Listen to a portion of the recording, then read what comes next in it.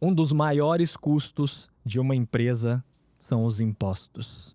E é uma das áreas menos entendidas pelos empresários.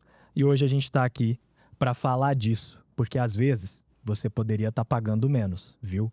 Esse é o Eleva o Nível, podcast da Eleven, um clube de networking de Goiânia com quase 900 empresários. E hoje eu estou aqui com duas pessoas para a gente falar desse assunto. São duas pessoas que são craques. São duas pessoas que são da área tributária, financeira e que ajudam já muita gente. O Cláudio, que está há um tempo com a gente já no clube de networking, nem quis me contar quanto que ele está ganhando, quanto que ele já ganhou na Eleven, porque acho que tem que pesar, ele não sabe, ainda está contabilizando. E já esteve com a gente no podcast. E o Alisson, que veio diretamente do Paraná para falar com a gente. E hoje eles vão nos contar um pouco sobre o que a gente pode fazer para tirar um pedaço dessa parcela que o governo leva aí da gente nas empresas, dessa sociedade que a gente tem, não dá para desfazer, né? Então vou pedir para vocês começarem se apresentando. Cláudio, vou pedir para você se apresentar para a galera e depois o Alisson. Legal, prazer estar mais uma vez aqui com vocês. E na Evolua a gente tem alguns pilares que sempre contribuem com os clientes, com as empresas, que é a parte financeira, valuation, fusões e aquisições, captação de créditos, a parte societária, onde a gente estrutura as holdings, planejamento sucessório, reestruturações empresariais, acordo de cotistas, e o nosso foco hoje aqui, como você bem trouxe, é a parte tributária. Então temos um grande sócio aí que geralmente ganha, independente se a empresa der resultado ou não. E a gente tem então, né, na Evolua, escritórios também em São Paulo, no Paraná, onde fica a nossa sede, que o Alisson fica lá. E justamente eu quis trazer o Alisson hoje, porque o assunto merece um especialista aqui, que é o nosso supervisor tributário, para aprofundar esse tema de uma forma tranquila, didática, que os empresários precisam saber, né? A gente fala que sempre a parte tributária precisa estar na estratégia do negócio e não você terceirizar e delegar isso para alguém. Então é um prazer estar aqui com a gente e vamos ouvir o especialista. Nossa, perfeito. Depois dessa apresentação aí, você tem que segurar as pontas, hein? Rapaz, que até é difícil falar, o Claudio me apresentou muito bem, mas como vocês mesmos falaram, hoje a tributação é um contexto que o empresário, por ele tratar isso como algo intangível, ele acaba não pegando necessariamente na mão assim para dar atenção prévia, né? Normalmente a empresa dá atenção a isso quando acontece algo de errado, quando está pagando muito, mas tem como prevenir isto, principalmente quando nós falamos de reforma tributária, que é um dos assuntos de hoje, né? Então, Cláudio falou muito bem aí de mim. Sim, sou o Alisson, sou supervisor tributário da Evolua. E é isso daí, vamos em frente. Não, perfeito. E para começar, deixa eu fazer uma pergunta que até eu tenho dúvida, mas que existe uma diferença entre pagar menos imposto e fazer um planejamento tributário. Mas parece a mesma coisa. Parece que eu vou fazer um planejamento tributário, vou pagar menos imposto. Qual a diferença? Por que que isso não é... Uma coisa não é a mesma coisa que a outra? Claro, o planejamento tributário como um todo, ele é um indicador, a análise que você faz para entender uma viabilidade tributária de uma determinada situação, um determinado projeto, um determinado tributo. O planejamento tributário ele pode envolver toda a sua operação ou ele pode envolver ela de forma parcial, como mais para frente nós vamos falar sobre o contexto do e-commerce, que é voltado então aos benefícios da ICMS, né? Então o planejamento tributário ele busca entender uma viabilidade olhando, estar no Paraguai, que é um assunto que está muito em alta, é possível, não é? Será que realmente sai mais barato tributariamente falando estar lá? Será que tributariamente falando é mais barato para minha operação estar no Paraná, Mato Grosso do Sul, Minas Gerais? Então o planejamento tributário ele faz esse tipo de conta e ele leva em conta todo o embasamento legal, o que é permitido fazer, nada ilegal, ou seja, você se planeja para pagar menos, vocês fazendo tudo isso dentro da lei, sem estar fazendo nada de errado. O pagar o menos imposto é o jeitinho brasileiro, né? Então, poxa, eu não vou emitir uma nota, eu não vou declarar uma determinada situação, eu vou abrir uma empresa no Simples Nacional só para os funcionários. Isso é o pagar menos imposto. Não é a mesma coisa com planejamento tributário, porque isso não tem um embasamento legal, não tem um respaldo. Então, essa é a principal diferença. A análise, buscando o que é possível fazer sem correr riscos, e eu pagar menos, né, melhor dizendo, é o contexto de você fazer algo ilegal. Entendi, faz todo sentido e realmente, assim, as pessoas até enxergam, imagino eu, que o planejamento tributário, o trabalho de vocês é voltado para dar o jeitinho, mas não é jeitinho, é o que está na lei, é o que pode, é o que a gente tem à disposição para ser feito e que inclusive beneficia também, não querendo beneficiar, mas beneficia também o governo porque ele está com interesse, né? Você comentou do e-commerce, que é uma área que eu atuo, é do interesse do governo de Goiás, por isso ele dá ali um certo benefício. Você falou do jeitinho, né? Uma das formas que a gente vê muitos empresários fazendo incorretamente é o tal da meia nota, né? Então, mas eu pago e tá meia nota aqui, tá tudo bem. Então, é uma coisa que a gente vê que com inteligência artificial, com tudo que a gente está vendo aqui, as investidas da Receita, isso vai acabar. Então, é por isso que a gente fala de planejamento. Tomar uma decisão correta no tempo correto e não agir reativamente. Entendi. Eu até vi recentemente uma questão em relação a essa questão que você citou, que é sobre as notas em outro CNPJ, e eu vi que estão caindo várias empresas, vários CNPJs, com várias multas que estão correlacionando uma empresa com a outra, só que as pessoas elas ficam confortáveis com isso, né? Elas vão fazendo, elas só param quando dá problema, que foi o que você falou. Perfeito, o Cláudio também sinalizou sobre o contexto reativo, né? Então, poxa, o empresário, às vezes, ele não dá atenção a isso, porque por mais que ele saiba que tem um risco, é algo intangível, ele não viu acontecendo perto dele, ele não viu acontecendo com ele só dá a verdadeira importância no momento de uma autuação, vem um auto de infração. Aí vem tudo que você deixou de pagar para você pagar, mais uma multa aí que eleva esses valores a níveis exorbitantes. Entendi. E aí, nesse processo de planejamento tributário, como é que a gente identifica, como é que vocês identificam no caso, né, que pra gente deve ser muito difícil, a gente estava conversando antes ali no bastidor, e é um monte de detalhe, um monte de informação, mas como vocês conseguem identificar que uma pessoa está pagando mais imposto do que ela deveria e está correndo risco desnecessário também, né, porque no meio disso eu imagino que aconteça muitos riscos, que a pessoa pode falir a empresa se ela não cuidar. Sim, na Evolua nós tratamos do tributo, tá? Então, por que eu falo isso? Independente do setor ou da sua área de atuação, nós entendemos sobre o tributário. Então, o que você fizer, nós vamos nos aprofundar sobre aquele assunto. E respondendo, então, a sua pergunta, como identificar se a empresa está pagando mais ou menos do que deveria, né? Nós sempre começamos com um bom mapeamento, tá? Uma primeira análise, um bom primeiro diagnóstico para entender o que está acontecendo. Então, poxa, você está com uma dor de cabeça, por exemplo, você vai ir no médico, ele vai falar para você o que está acontecendo. Você está com dor de cabeça por causa disso, daquilo, e nós fazemos esse mesmo diagnóstico a um nível empresarial. Então, é entender a sua operação, poxa, você deveria pagar isso, você deveria pagar este tributo, por que você não está pagando? Ou até mesmo trazendo uma análise prática, né? Nós atendemos uma empresa de Brasília que ela prestava serviços médicos relacionados à área da visão e ela estava aplicando um determinado percentual, só que para a área dela tinha um benefício, ela poderia aplicar menos. Como nós identificamos isso? Então, através desse mapeamento, você faz esse diagnóstico, olha para toda a operação, o que é possível aplicar para este setor, para esta área. E através dali nós conseguimos gerar uma economia considerável de aproximadamente R$300 mil em um ano. Por quê? Só diminuindo uma alíquota e tudo isso dentro da lei. Este é o planejamento tributário que eu citei na primeira pergunta. Nossa, perfeito. Algo a agregar? O que o Alisson trouxe, né, de olhar para frente e só acrescentando nunca parar de olhar. Uhum. Ou seja, abrir um negócio agora. Uma vez por ano, é recomendável que você analise de novo, olhando para os próximos períodos. Então, ali por setembro, outubro, né, Alisson, que a gente fala, que é o momento de você olhar para o ano seguinte. Poxa, quanto é que eu vou crescer da minha operação? Eu vou ter novos produtos, novos serviços? Ou os atuais produtos e serviços podem ser reenquadrados? Então, todo ano, você tem que refazer essa análise por conta das mudanças. Sabe o manicômio tributário que é no Brasil? Então, por isso que nunca pode parar de olhar. Então, é um braço do planejamento de negócio, né? Porque esse é o período também que a galera tá fazendo o planejamento do ano seguinte como um todo. Um dos braços tem que ser o planejamento tributário, revisar sempre, olhar sempre para ele, porque ele muda, ano que vem mesmo. A gente vai ter muitas mudanças, né? Inclusive, a gente vai conversar sobre isso.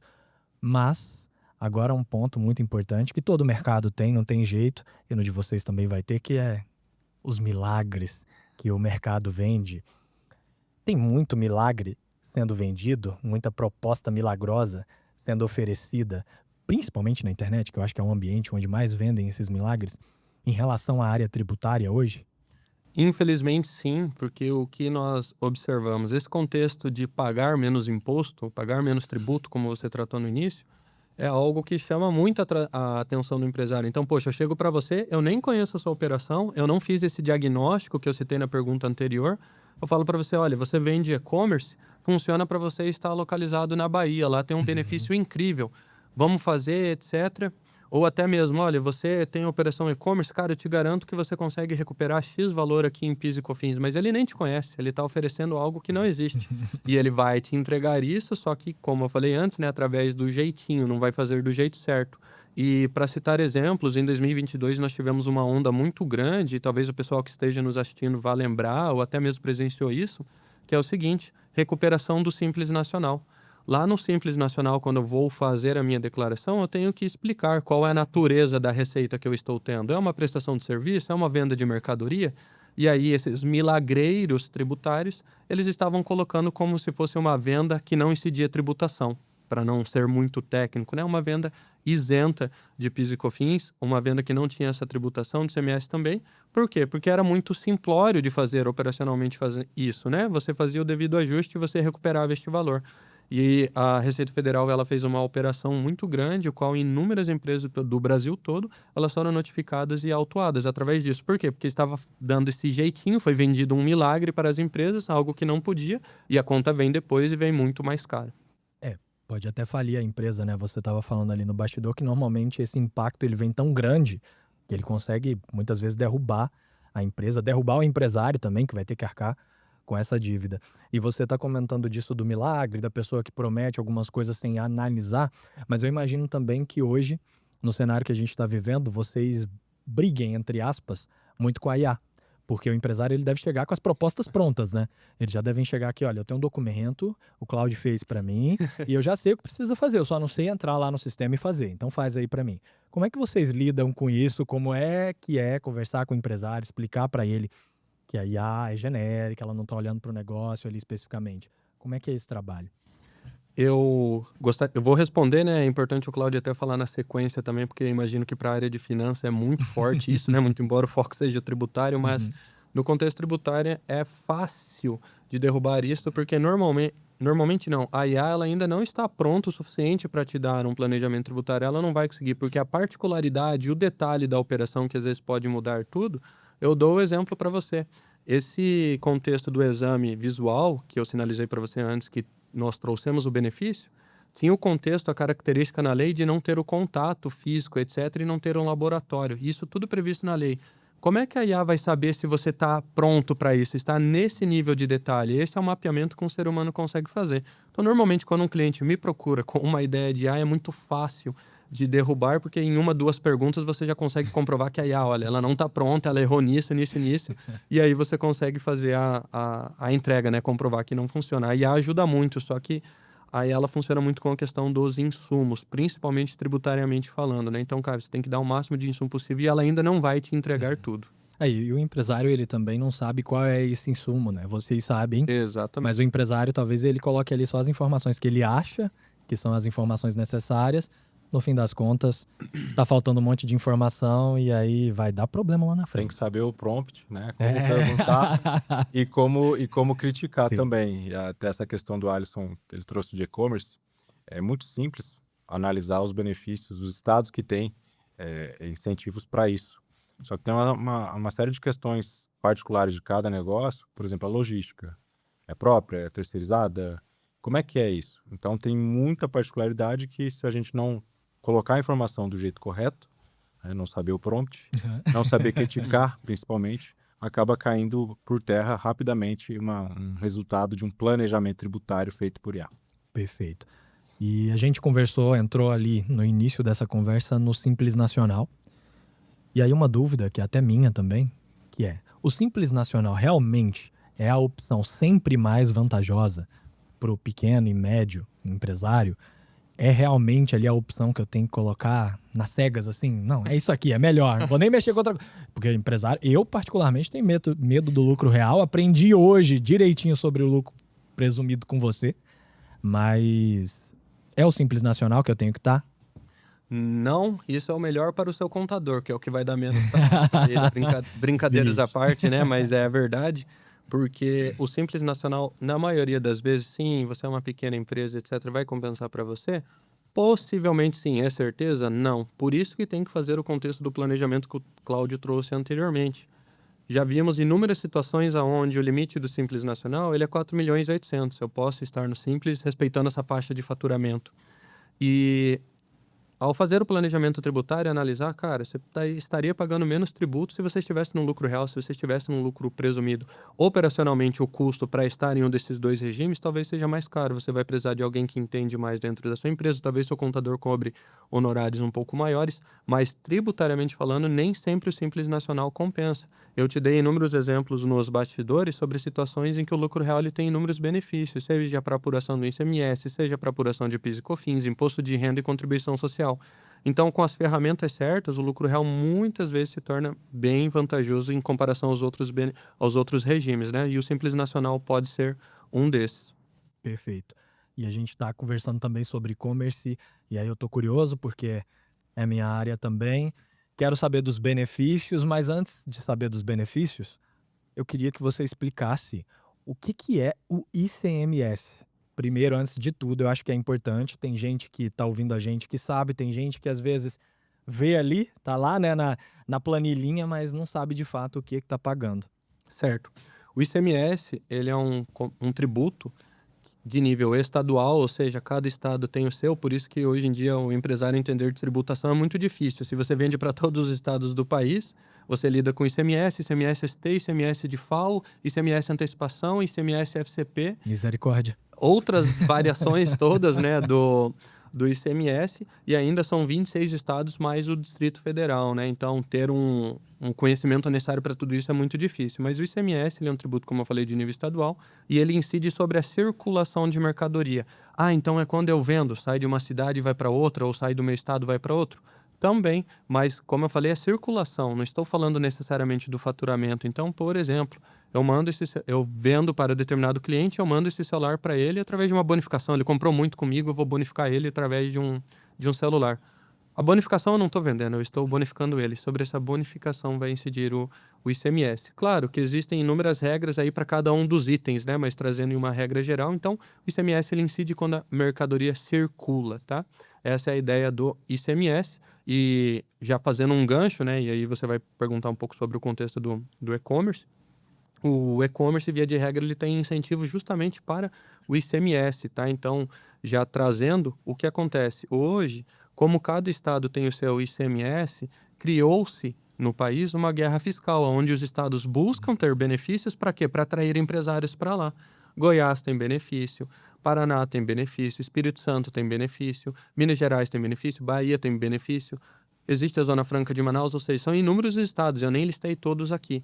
Então, trazendo para o contexto do e-commerce que você sinalizou, via de regra, não são todos necessariamente iguais, mas falando aqui de Goiás, por exemplo, para empresas não optantes pelo Simples Nacional, ou seja, lucro presumido ou lucro real, ao ter um e-commerce e estando em um desses estados, eu posso fazer o pleito. Para quê? Para pagar menos ICMS, para ter uma carga tributária menor.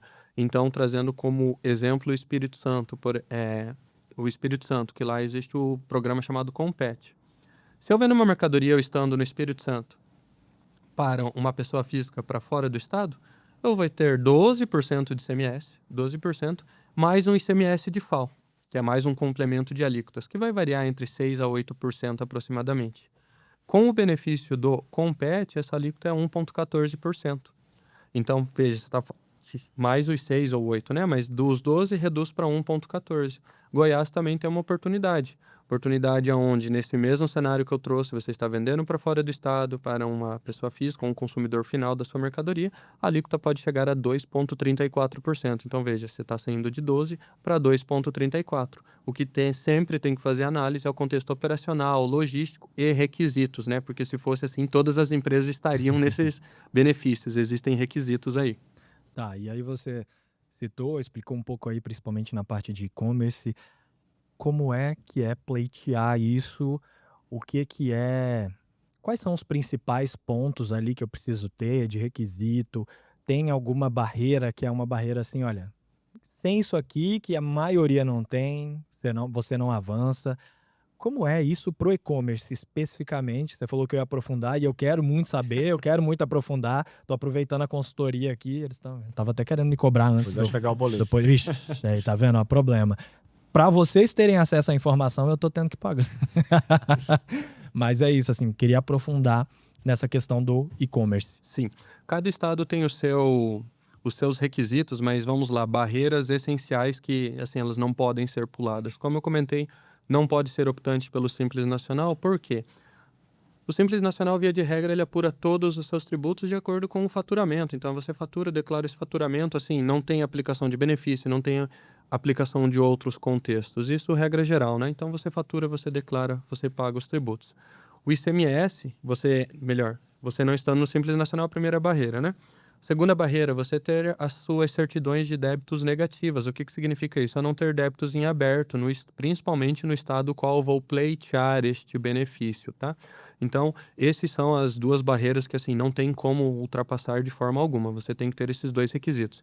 E aí, como eu falei, varia muito de estado para estado. Existe uma série de documentos que você precisa levantar, assim, com um dossiê, contrato social da empresa, finalidade dela, por que ela quer estar lá, um número de funcionários. Isso eu estou trazendo o exemplo do Espírito Santo, né? Então, você preenche uma espécie de formulário.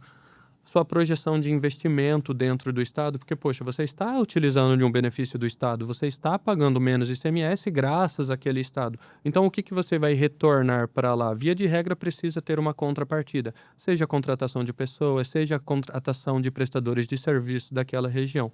E existem estados que existem maiores requisitos, ou minimamente requisitos diferentes. Paraná, por exemplo, você tem que fazer um investimento aí de R$360 mil, tá? Para poder pleitear o benefício. Então, se você fez esse investimento nos últimos 12 meses, ou você faz agora justamente para pleitear ele, você já acessa, né? Mato Grosso do Sul tem um contexto que você tem que manter... Mato Grosso do Sul não, desculpa, Goiás. Você tem que manter uma média de arrecadação. Então, por exemplo, eu vinha pagando R$15 mil por mês nos últimos 12 meses de ICMS. Mesmo acessando esse benefício, eu tenho que manter essa média de arrecadação. Então, eu tenho que faturar mais, uma vez que a minha alíquota diminuiu, eu tenho que faturar mais para manter os R$15 mil que eu estou arrecadando. Eu tenho que fazer investimento no estado também. Então, cada um dos estados traz requisitos diferentes, mas minimamente ter as certidões de débitos, ou seja, não estar devendo, e o contexto de não ser optante pelo Simples Nacional, além de toda a documentação comprobatória. Fazendo um gancho legal do que você perguntou antes do milagre, né? Dos milagreiros. Numa situação como essa, um empresário talvez desavisado ou encantado, né, com algum milagreiro, talvez pode ter todo um dispêndio operacional de tempo e financeiro para reunir certidão, fazer plano de negócio, fazer isso, fazer aquilo, analisar, né, contratar alguém para fazer isso e chegar no final das contas, como esse exemplo que o Alisson trouxe, você precisa manter o valor arrecadado. Ou seja, só faz sentido se você crescer muito. Sim. E aí ele às vezes trabalha um mês reunindo essas informações, pesquisando, já conversando com fornecedores e identificando clientes, para chegar à conclusão de que para ele não faz sentido. Por isso que tem que ser feito um planejamento, entender os cenários, entender as possibilidades, para daí depois de concluída essa fase, tomar qualquer tipo de decisão. Essa é a parte que o milagreiro não conta, né? Exatamente. Imagino. E imagino também que essa parte do planejamento, ela seja muito importante, porque não existe solução pronta na área de vocês. Então, se a pessoa aparecer com uma solução pronta, é melhor você se preocupar, se assustar, o empresário que está ouvindo a gente vai consultar alguém que vai fazer um diagnóstico, porque não existe a solução. Olha, vi aqui de fora a sua empresa, ela mexe com isso aqui, legal. Vamos colocar esse benefício aqui, pode dar problema lá na frente, ou pode investir muito, tanto dinheiro e tempo, como o Cláudio falou, e no fim acabar caindo, perdendo o benefício que ele investiu tanto para ter, né? Exato. Legal, interessante. E já que a gente está falando de benefício, uma curiosidade que tudo bem, a gente tem os benefícios aí que ICMS, é difícil falar para mim esse imposto, que é isso, mas eles podem acabar, eu posso entrar nele esse ano e eles acabarem esses benefícios, principalmente olhando para a parte da reforma tributária do ano que vem? Excelente pergunta, porque nós atendemos inúmeras empresas e alguns empresários já falaram isso. Poxa, acho que ICMS não tem mais o que tratar, ou buscar pleitear um benefício do e-commerce, ou buscar estar em outro estado, porque ano que vem já começa a reforma tributária. A reforma tributária já começou, e eu vou falar disso mais para frente. Mas no ano que vem o ICMS continua, por quê? Porque a reforma tributária ela vai passar por um período de transição, ou seja, não é a partir do 1º de janeiro de 2027 que tudo acaba como era hoje e já muda para um novo sistema. Justamente para as empresas terem tempo de se adaptar, vai ser uma transição a ser realizada aí, que vai de 2027 a dezembro de 32, ou seja, eu só vou ter um novo modelo tributário 100% vigente a partir do 1º de janeiro de 2033. E até quando vai o ICMS, que você perguntou? Ele vai existir até dezembro de 32, 31 de dezembro de 32, ou seja, tem muitos anos aí para frente para a gente tratar. E é o tempo que esses benefícios eles ainda vão estar existindo, ao menos até agora, né? Porque pode vir atualizações aí, mas até agora, até lá, vamos ter esses benefícios. Inclusive, o governo do Espírito Santo se posicionou acerca do assunto, falou que eles estavam prontos para a reforma tributária e que o benefício principal, que é o Compete, daí tem suas variações, continuaria, tá? Então, nós temos um prazo aí bem grande de tratativa, não acaba ano que vem, o que acaba no final deste ano vai ser o PIS e COFINS e ano que vem entra a CBS. Entendi. Então tem essa possibilidade, além de tudo, do governo continuar com o benefício, mesmo não sendo o ICMS ali, ele pode continuar no caso do Compete aí do Espírito Santo. Isso, exatamente. Porque o ICMS ele não acaba, ele vai ter o seu período que ele vai começar a ser reduzido gradualmente, né? Mas ele não vai acabar até 2032, 33 daí sim. Entendi. E dentro desse processo que eu tenho que fazer ali para colocar minha empresa num benefício como esse, eu posso ter que mudar de estado. Pode acontecer. Eu, como e-commerce, por exemplo, que tenho sede em Goiânia. Para eu mudar de estado, eu vou fazer algumas mudanças ali na minha empresa, nas configurações ali do que eu tenho registrado com o governo. Nessas mudanças, tem algo que eu tenho que tomar cuidado ao fazer? Eu vou mudar daqui para o Paraná, porque lá o benefício para o meu e-commerce é mais interessante. Tem perigos, tem riscos, tem algo assim específico que você possa trazer que eu tenho que tomar cuidado nessa transição? Sim, e é só reforço do que nós já tratamos aqui, porque o que acontece? O empresário, às vezes, ele vai me ouvir falando, poxa, Goiás, uma alíquota de 2,34, Espírito Santo 1,14, cara, eu vou correndo para lá. Mas daí entra no que o Claudio falou, que é o planejamento. Então, não tem como você fazer uma mudança dessa natureza sem você fazer o seu planejamento tributário. Beleza, o planejamento tributário bateu, realmente vai ficar mais barato, eu vou conseguir uma redução da minha carga. Só que o operacional e o logístico de lá, e aí, qual que é o valor do aluguel que tem lá? Como é que vai fazer com o frete das suas mercadorias? A logística lá funciona? Você vai ficar num operador logístico, vai alugar uma sede, vai ficar em uma sala? Como é que vai funcionar isso? Então, é tributário, naturalmente, o planejamento operacional e, por último, financeiro, né? Beleza, eu já vi que dá para fazer isso. Eu vou precisar investir 100, 200, 300 mil. Eu tenho condições de fazer esse movimento? É o principal, é o combo completo aí para você decidir ou não fazer essa mudança aí de estado. Entendi. Prazo de entrega também, porque dependendo se a empresa tem mais clientes para uma região do país, talvez ela tenha um dia a mais de entrega, mas para outras regiões ela vai ser favorecida, ou seja, tem alguma região que eu ainda não estou explorando e que talvez por estar em algum desses estados faça sentido negocialmente, então tudo precisa estar conversando para tomar a decisão. Pelo que vocês estão falando, eu estou sentindo que para eu fazer essa mudança é importante que eu faça quase que um plano de negócios novo para eu analisar a viabilidade de estar no Paraná, de estar no Espírito Santo, como se eu estivesse abrindo novamente, porque eu vou ter todo ali uma reformulação de custos, tudo vai mudar, né? Despesa ali. Então é financeiro mais tributário, que inclusive é o que vocês atuam, então consegue ajudar o empresário de ponta a ponta nesse processo. A gente está falando muito do ICMS, muito também ali, a gente conversou no bastidor por causa do e-commerce, mas é só no ICMS que eu tenho esses benefícios fiscais ou eu tenho outras possibilidades também de trabalhar o tributário? Eu ia falar para mim, mas o tributário está sempre sendo trabalhado para eles, né? Não para mim, nunca. Eu só estou tentando diminuir um pouco, mas tem como eu melhorar essa parte, essa linha do meu DRE também sem ser só no ICMS?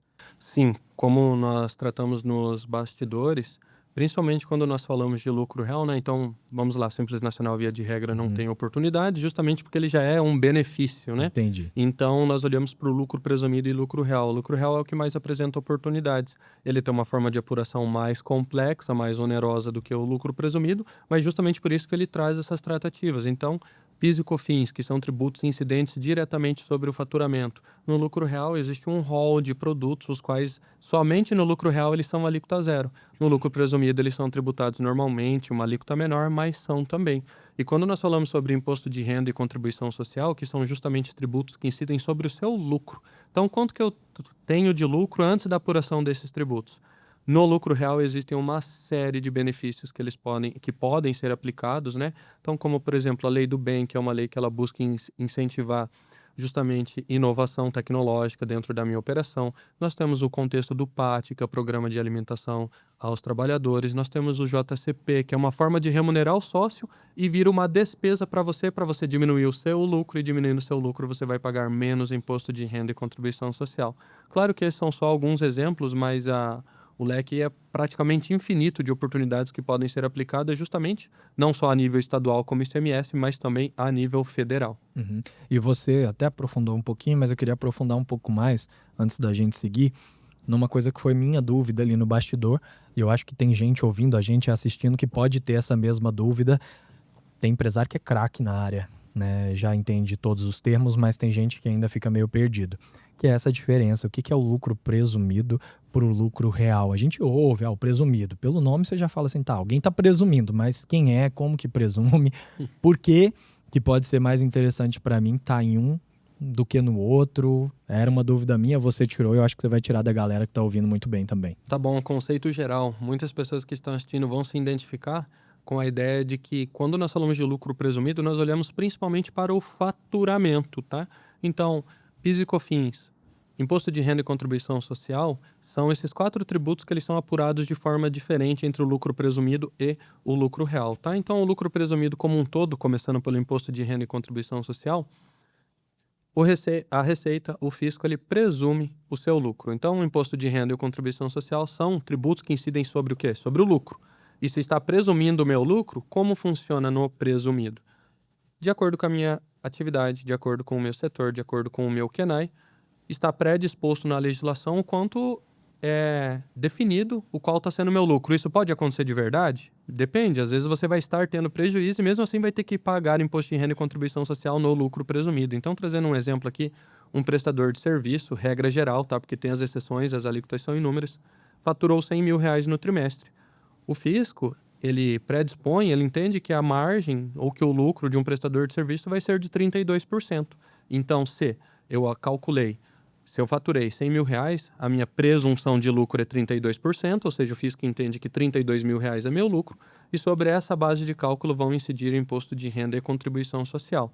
Isso no lucro presumido. Quando nós olhamos para o lucro real, o nome fala por si só, ele olha a realidade da sua DRE, então vai ter o seu faturamento, suas deduções, seu resultado bruto, despesas operacionais, resultado financeiro, e aí vai chegar em uma linha chamada resultado antes da apuração do imposto de renda. Sobre essa base de cálculo vai incidir imposto de renda e contribuição, por isso que na natureza do lucro real as pessoas falam, poxa, até a despesa foi ali no mercado comprar alguma coisa que para o time eu tenho que pegar a notinha para lançar como despesa, tá?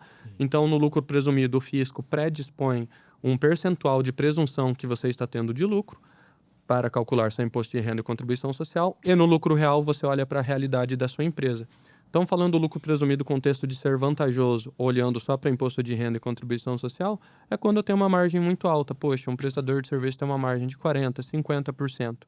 Se eu estou com uma margem alta dessas, principalmente para a área de prestação de serviço, veja só, o fisco ele entende que eu só estou tendo 32% de lucro, então ele vai tributar imposto de renda e contribuição social somente sobre os 32%. A diferença vai ficar para mim, né? Não vai ser tributada. No lucro real, se eu estou com esses 50%, 40% de margem, vai incidir diretamente sobre esse valor o imposto de renda e a contribuição. Trago só a consideração que o lucro presumido, né? Você só pode optar por ele desde que o seu faturamento não ultrapasse os 78 milhões ano, tá? Então, tem essas regras aí para levar em conta. Além disso, nós também temos a diferença do PIS e COFINS. No lucro presumido, existe a metodologia de apuração, talvez contadores assistindo, poxa, ele não falou isso, não falou aquilo, então tem que ser um pouquinho técnico. Você vai olhar para o seu faturamento, vai excluir os descontos, vai excluir o seu ICMS, e você chega na base de cálculo do PIS e COFINS e aplica 3,65%. No lucro real é uma conta diferente. Você também olha para o faturamento, você faz essa mesma lógica, essa mesma análise, só que é uma alíquota maior, 9,25%.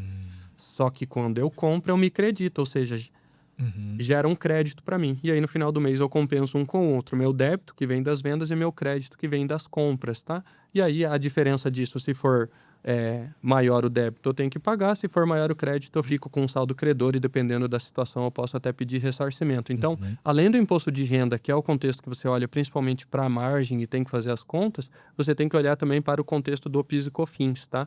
Uma vez que no lucro real você pode se creditar e no lucro presumido não. Você olha somente para o faturamento e faz os devidos descontos ali. Em ambos, então, não existe o melhor. Existe o que mais se adequa à sua realidade. Porque eu imagino que tenha muita gente ouvindo, e eu sentia isso também, que era aquela sensação de que, nossa, o lucro real é um bicho de 7 cabeças, o lucro presumido, eles vão presumir que eu tô ganhando mais para eles pegarem meu dinheiro. Vou ficar no simples, até porque o nome é simples. Mas então, não é dessa forma que a gente tem que avaliar. Com a ajuda de vocês, a gente entende ali o que mais beneficia o negócio num determinado momento de vida do negócio. E aí, voltando aos benefícios, enquanto você estava falando, eu estava aqui pensando, tá, eu tenho uma empresa, vou voltar de novo ao meu exemplo que eu acho que é interessante, eu tenho uma empresa de e-commerce, eu nunca fui atrás de benefício fiscal. Qual é o momento de virada? O que é que eu olho para minha empresa e me faz perceber de que faz sentido buscar um benefício fiscal, ou para todo mundo faz sentido buscar um benefício fiscal? Eu entendo que para todo o setor, independente da atividade, precisa ser feita esta análise, né? Porque quando a gente trata benefício fiscal, às vezes quem está ouvindo, o empresário que está ouvindo, poxa, mas o meu setor, ele é muito simplório, não sou só, modo de falar, né? Só um prestador de serviço, não tem muito o que fazer. Às vezes a gente nem está falando de um benefício fiscal, a gente está falando de um enquadramento de tributação, como o caso, de novo, do exame visual que eu trouxe no começo do podcast. Lá, nós não pleiteamos, não foi necessário pedir algo para o governo, nós só enquadramos adequadamente a tributação daquele cliente. Então, poxa, possivelmente vai ter alguma oportunidade. Normalmente tem, por menor que seja, dentro da sua operação. Então, existe um momento adequado? Claro, de acordo com aumenta o faturamento, vai aumentar a carga tributária, talvez vai ser um momento que o empresário vai começar a se incomodar com o tributo. Mas minimamente garantir já estar na melhor configuração tributária possível desde o primeiro dia da empresa, né? O melhor dos mundos. Então, poxa, já estou com a minha contabilidade alinhada, já estou com a Evolua alinhado, tá tudo certo, vamos para frente. Eu tenho o melhor que eu posso hoje, né?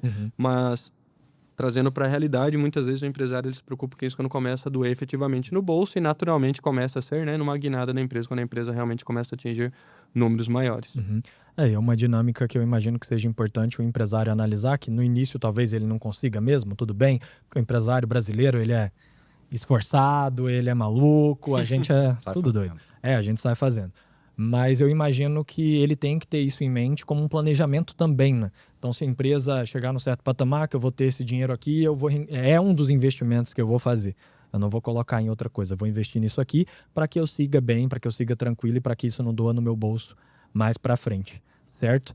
E aí, aproveitando, vamos falar de reforma tributária, porque eu acho que é um dos medos dos empresários, principalmente de quem não está tendo uma assessoria, alguém que apoia ele para falar sobre o assunto. Acho que todo mundo está um pouquinho com o pé atrás aqui nesse assunto. Falando de reforma tributária, aprofundando mais do que a gente já falou, porque a gente já falou um pouquinho, eu queria entender de fato o que é a reforma tributária, o que de fato vai mudar com a reforma tributária. Você já falou, por exemplo, que o ICMS só muda lá em 2032 de fato, só cai em 2032. O que mais que muda com a reforma tributária? Só importante, só voltar antes do assunto anterior, e o Alisson vai falar de reforma, sobre planejamento e tudo mais que a gente falou, benefícios, algo que muitas vezes é muito simples de ser feito e traz um resultado imediato, e independente de estar no Simples Nacional ou não, é você analisar o seu produto ou seu serviço. Desde da questão do CNAE, que é o Código da Atividade da Empresa. Né? Às vezes mudar lá de principal para secundário já tem algum impacto. Olhar a classificação do produto, do serviço. Isso aqui, por exemplo, é uma xícara ou é um copo com alça? E aí eu trago o exemplo do que eu falei naquele evento. Sim. Do evento do sonho de valsa, do sorvete do McDonald's. Então, assim, tem uma série de estratégias que enquanto a gente não consegue colocar o empresário sentado numa mesa e conversar ali 1, 2 horas com ele para entender o negócio, a gente não consegue trazer de forma personalizada. Então, benefício fiscal, e-commerce, etc., é algo talvez muito sofisticado, mas revise o seu produto, o seu serviço. Talvez ali você já tenha um ganho, né, Alisson, de 2, 3, 5%, e você joga isso em 1, 2, 3 anos, olha o quanto que está indo pelo ralo. Então a carga tributária já é alta, mas às vezes sem mexer nada no seu produto, no serviço, só ir lá na receita e reenquadrar ele, já dá um resultado legal. Perfeito. A gente promoveu um evento pela Elevon, junto com o Cláudio, um evento junto com o Cláudio, com a Evolua, e que você citou esses exemplos famosos, né, que é do sonho de valsa e do sorvete, que um virou sobremesa Sobremesa láctea. que é o sorvete do Mac, e o sonho de valsa virou bolacha? Wafer. São 2 exemplos que diminuíram os tributos ali, são bem famosos, bem conhecidos, e que servem para as pessoas avaliarem ali, que é a brincadeira que você fez. A caneca aqui é uma caneca ou é um copo, né? Pode ser uma coisa diferente da outra, mas as pessoas não têm muito essa visão. Mas vamos seguir com a reforma tributária aí, que é o medo que a gente está preocupado, assustado, é um bicho de 7 cabeças. Certo. A reforma tributária, o projeto surgiu em 2019 e a ideia dela era simplificar o nosso sistema tributário. Porque hoje, assim, nem cabe aqui trazer as inúmeras confusões tributárias que nós temos no país, mas, assim, é um emaranhado de legislações, é um emaranhado de tributos, o qual é difícil o empresário acompanhar. Ele tem noção do que está acontecendo. Poxa, mas por que eu estou pagando isso? Por que eu estou pagando aquilo? E, às vezes, nem o contador sabe explicar direito. Assim, é o que deu, mas, cara, não tem a real noção e o que fazer, né? Um plano de ação para tratar isso. A ideia deles é simplificar. Então, ela foi promulgada, que é ter o aceite ali em dezembro de 23, e a partir dali, então, começou a implantação.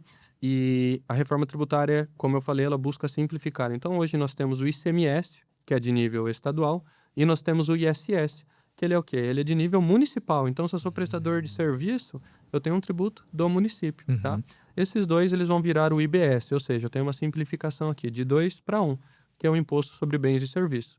E eu tenho PIS, COFINS e IPI. O IPI eu acabei nem citando aqui anteriormente, mas o IPI é o Imposto sobre Produtos Industrializados, ou seja, incide para a indústria ou para quem realiza importação, que daí é equivalente à indústria. Esses 3 vão se tornar o CBS, tá? Que é o Contribuições sobre Bens e Serviços. E nós temos também o IS, que alguns talvez já tenham ouvido falar, que é o Imposto do Pecado. Ele foi criado dessa forma porque ele vai incidir sobre operações que façam mal ao meio ambiente ou ao humano, né? À saúde humana. Dito isto, qual é essa ideia de simplificar? Este ano, já em 31 de dezembro de 2026, vai ser o último dia de PIS e COFINS. A partir de janeiro de 2027, nós temos a CBS. A partir de 2029, nós vamos ter uma redução gradual, efetivamente, do ICMS e do ISS, ou seja, cada ano eles vão diminuindo um pouquinho mais até chegar lá em 2032, e em 2033 nós temos o IBS de forma vigente, tá? Então, trazendo de maneira macro, a ideia da reforma tributária é essa, simplificar. Claro, tem inúmeros problemas tributários que eles buscam regularizar, só que daí a gente vai entrar numa discussão muito técnica que talvez, só de nós 3, só eu vou estar falando comigo mesmo, né? Porque é um contexto muito profundo, mas eles buscam tratar também a não cumulatividade. O que acontece? Como eu falei para você, o contexto do ICMS tem o débito, mas ele também tem o crédito, né? Então, no final do mês, quando chega lá, eu vejo se o meu débito é maior, se o meu crédito é maior, vejo se eu tenho a pagar ou a recuperar. Só que isso não incide sobre todas as operações. Existem exceções, que um item, às vezes ele só vai ser tributado na minha compra e não vai ser tributado na venda, e o vice-versa também é verdade. E é isso que cria essa complexidade no país, essa complexidade tributária, principalmente quando a gente fala de ICMS, PIS e COFINS. Então, a ideia deles é colocarem uma não cumulatividade plena, que é o quê? A partir de 2033, que aí já acabou a transição, tudo vai ser tributado, tudo vai me gerar crédito e tudo vai me gerar o débito, qualquer operação onerosa, ou seja, que me gere o faturamento. Então, isso é uma das coisas que eles estão resolvendo, ou buscando resolver, além desta simplificação. Em resumo, assim, te ouvindo, eu tenho a sensação que isso vai facilitar muito para o contador. Mas, resumidamente também, você consegue me dizer, de fato, se isso, a reforma tributária, vai realmente simplificar a minha vida como empresário, a vida de quem está ouvindo como empresário, e como vai simplificar? Porque parece muito que eles estão reduzindo ali os campos que precisam preencher lá na contabilidade. Sim. Mas para o Bruno, já entendi aí que vai ter uma unificação de crédito também, mas como que isso vai me beneficiar de fato até brincando assim, na linha final ali do DRE, né? Chega até mim. A promessa deles é sim de que isto simplifique tanto a vida do contador como do empresário, muito embora isto não seja a verdade por agora, tá? Porque o que acontece? Eles casualmente, não vou falar todo mês, né? Não tem a clareza absoluta, mas estão sendo publicadas notas técnicas, que é o quê? É a preparação do sistema para o ano que vem, para esse novo tributo. E a promessa do governo é de que a nota fiscal vai ser uma nova obrigação acessória, ou seja, só com a nota fiscal vai ter a declaração do quanto eu devo ou do quanto eu tenho a recuperar. Hoje são inúmeras, são chamados os SPEDs, né? Então, mensalmente nós temos FD Reinf, que é de retenções, nós temos o SPED contribuições, que é para apuração do PIS e COFINS, nós temos o SPED fiscal, que é para apuração do ICMS, só que eu já falei 3, mas existem outras inúmeras obrigações acessórias. E eles estão prometendo o quê? A nota fiscal vai ser a obrigação acessória que vai apurar tudo isso, ou seja, promete uma simplificação. Só que, ao menos por agora, isso está muito confuso e muito difícil. Está exigindo um investimento das empresas muito alto. Por quê? Porque tem que adaptar o sistema. E constantemente estão saindo novos campos, novas configurações técnicas que precisam ter na nota fiscal. Então, hoje está simplificando? Ainda não. E ano que vem já vai estar mais simples? Eu também acredito que não, porque nós ainda temos muita coisa no, entre aspas, escuro, né? Não foi regulamentado toda a CBS e ela já começa em janeiro. Então, poxa, como é que eu vou fazer? Alisson, mas eu vi que lá no site da Receita Federal tem uma calculadora dos novos tributos, eu posso levar em conta aquela alíquota? Cara, aquilo é uma estimativa. Funciona? Talvez para o momento de agora, sim. Mas nós ainda não temos uma legislação falando de alíquota efetivamente, então eu não sei como é que vai ser. Sem falar que no contexto do regulamento do IBS e CBS que saíram recentes, né, 2 legislações distintas, foram feitas inúmeros pedidos de revisão e melhoria de coisas. Ou seja, nós temos uma tendência de ter um segundo semestre bem turbulento para ano que vem começar algo. E talvez no ano que vem não vai ter tudo regulamentado. Ou seja, ao menos no início dessa transição, que é o que você perguntou, nós temos um cenário bem complexo, assim, difícil efetivamente de acompanhar. Essa promessa de simplificação não se cumpre por agora. Talvez lá em 2033, 35, 40, nós estejamos em um cenário mais calmo. Entendi. Tem até um meme que sempre circula na época da declaração de imposto de renda, né? Que chegou a época de pagar imposto, né? E a Receita fala, pague seu imposto. Só me fala quanto que é. Não, você que tem que falar quanto você tem que pagar. E se eu pagar errado? Você vai pagar multa. Exatamente. Então a reforma, ela sim tem esses objetivos, mas tem muita coisa ainda para acontecer. E olhar os impactos de sistema, operacional e principalmente a precificação, que a gente estava falando com o cliente, inclusive hoje, sobre isso. Você já entendeu quanto é que vão ser seus contratos a partir de 2027? Se vai aumentar o seu insumo? E qual que é o impacto para o seu cliente? Você já avisou ele que você vai aumentar o preço? Então assim, é o que a gente tem falado. Se prepare para a reforma tributária. De qual forma? Analisando todas as áreas da sua empresa que vai ter impacto. Inclusive de pessoas. Isso. Ou seja, você tem uma pessoa lá que aperta o botão, que recebe a informação, que já está conscientizada disso, de como vai funcionar a partir de agora. E no nível de análise, de se preparar, talvez uma empresa vai ter um impacto maior, outra menor. O problema é deixar virar o ano sem entender como vai ser o impacto na sua empresa. Então é isso que a gente tem falado bastante já há uns 2 anos, né, Alisson? A gente tem falado No mínimo. de como se preparar para a reforma tributária. E agora está nos 46 do segundo tempo já. Então, esse contexto da reforma, só para fechar essa pergunta do que o Cláudio falou, nós nós entregamos, né, espécie de comitês dentro dos nossos clientes que nos contratam para falar sobre a reforma, que é o seguinte, viu, eu sei que você que nos contratou, você talvez é o gerente da área, mas chama lá teu comercial, chama teu faturista, a gente precisa explicar o que está acontecendo e o que ele precisa adequar. Ontem foi um exemplo disso, nós estávamos realizando uma entrega, eu expliquei, tem que ter esse campo na nota, você vai sentar do lado do cara do TI, vai pedir para ele adicionar esse campo, é nesse nível, porque senão a empresa não vai estar preparada, e eu estou falando muito do ano que vem, mas a partir do dia 3 de agosto, os novos requisitos para notas fiscais já têm que estar valendo dentro do sistema, ou seja, eu posso ter a minha nota rejeitada se eu não emitir a minha nota fiscal adequada com os devidos campos que precisam dentro do contexto da reforma tributária. Então tá uma correria aí, principalmente nesse mês de julho, e de agosto a dezembro aí vai ser sim mais uma correria ainda maior, com mais regulamentações saindo e se preparando para a CBS em janeiro. Dá para ver a importância pela quantidade de informação, você brincou aí do imposto de renda, quando ele estava falando das notas, eu pensei exatamente isso.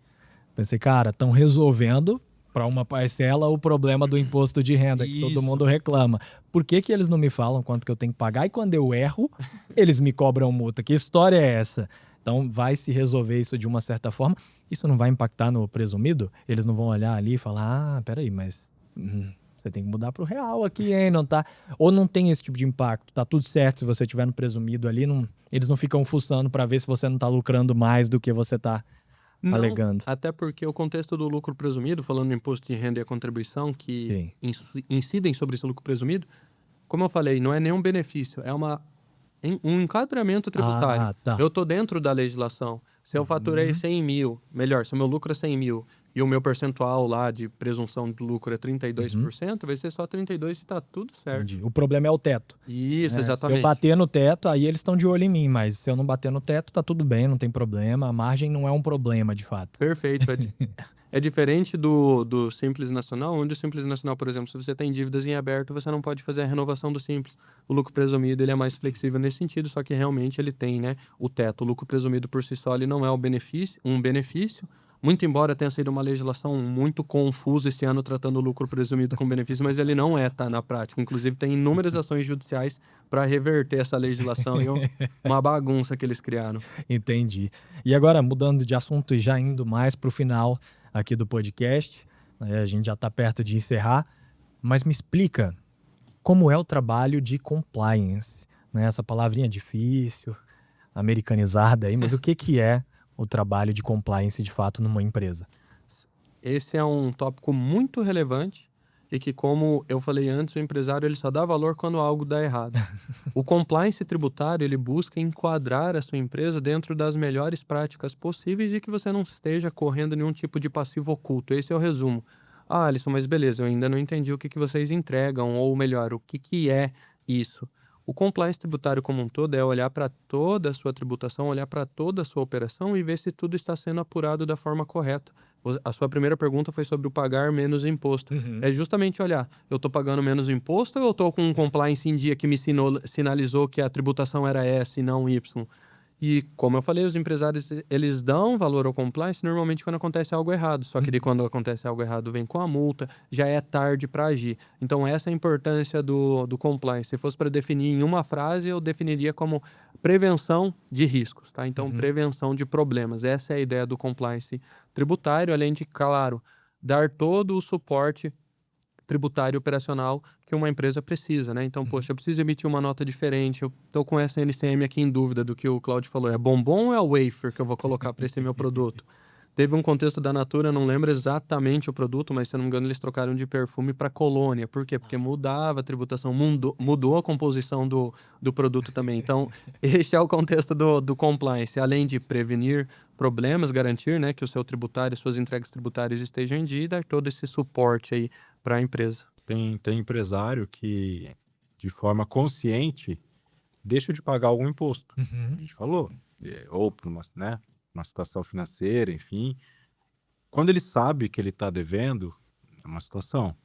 O problema é não saber que não está recolhendo algum imposto. Entendi. Que é isso que o Alisson trouxe. Poxa, se eu já reclamo que a carga tributária é alta e eu deixo de pagar algum imposto sem saber, isso é um problema maior ainda, porque quando a Receita pegar, e ela vai pegar agora, daqui para frente vai pegar muito mais, ela vai olhar os últimos 5 anos da operação. E aí ela chega para você e fala, olha só, você está pagando errado aqui, então a gente calcula que nos últimos 5 anos você economizou R$1 milhão, dependendo do tamanho da sua empresa. Então, você tem que me pagar 1 milhão e mais X% de multa, isso aqui, chega a dar 2, 3 vezes mais, né? Isso, exatamente. De ter os juros, do ter pago em dia. Então, assim, é o que a gente falou, pode simplesmente fechar um negócio por conta de algo que ele nem sabia. E volta a falar, se ele está deixando imposto para trás conscientemente, tá tudo bem, é uma estratégia, e a gente sabe que muitas empresas têm que fazer isso por um tempo, enfim. Agora, não saber que está deixando imposto para trás é um risco muito grande. Pelo que vocês estão falando, o empresário ele pode avaliar entre trabalhar antes, pagar vocês para ajustar antes e não ter o problema, ou ele pode pagar vocês para ver se reduz um pouco o problema, mas que ainda vai ser gigantesco e vai doer muito no bolso. São esses dois pontos que vocês trabalham. Vocês preferem trabalhar no planejamento, imagino eu. Porque depois deve ser até estressante, E o mais empresário caro tá também mal. pro empresário. E mais caro por empresário, tanto do lado de vocês como do lado do governo, que o Sim. governo aí é o momento que o governo faz a festa, imagino, né?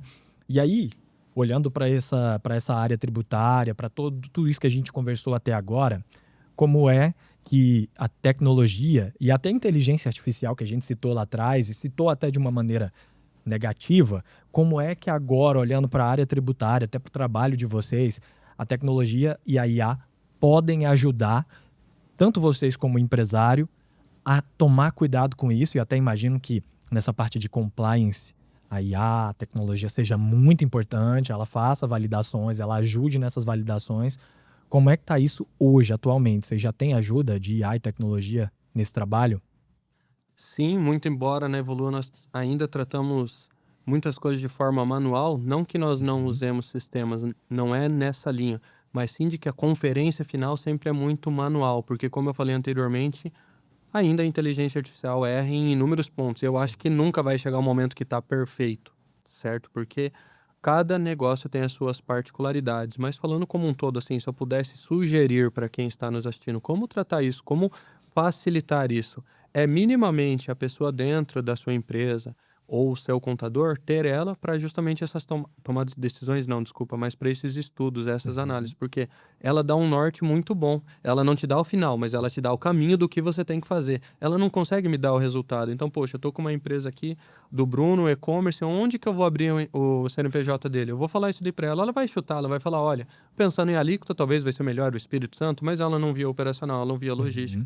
E mesmo que você fale tudo isso, ela ainda não vai conseguir ir no centavo, na vírgula do que realmente acontece. Mas agora, um caminho de estudo, sim, ela vai dar. Então, esse é muito o caminho que nós utilizamos hoje em dia na empresa, né? Questão de cheques, validações, é muito a ideia também, né, do caminho de orientação. Poxa, eu tenho uma situação como essa, o que é possível de ser analisado. Por quê? Porque além de fazer uma análise prévia manual, né, eu ou alguém do meu time, olha, entende se está correto, poxa, eu cheguei nesse ponto, você vê mais algum? É muito mais como um complemento do que alguém que faz, porque essa área ela é muito sensível e está ainda mais sensível nos últimos anos e no futuro por causa de todas as alterações que nós estamos passando. Então, poxa, nós vamos ter 2 sistemas tributários existindo ao mesmo tempo. Eu falei para você sobre a transição, então vai começar a diminuir o ICMS e o ISS e vai começar a aumentar o IBS na mesma proporção. Então, poxa, eu tenho o futuro, melhor, eu tenho tributo do passado e presente, eu tenho do futuro e presente, os dois funcionando ao mesmo tempo. Como é que isso vai funcionar?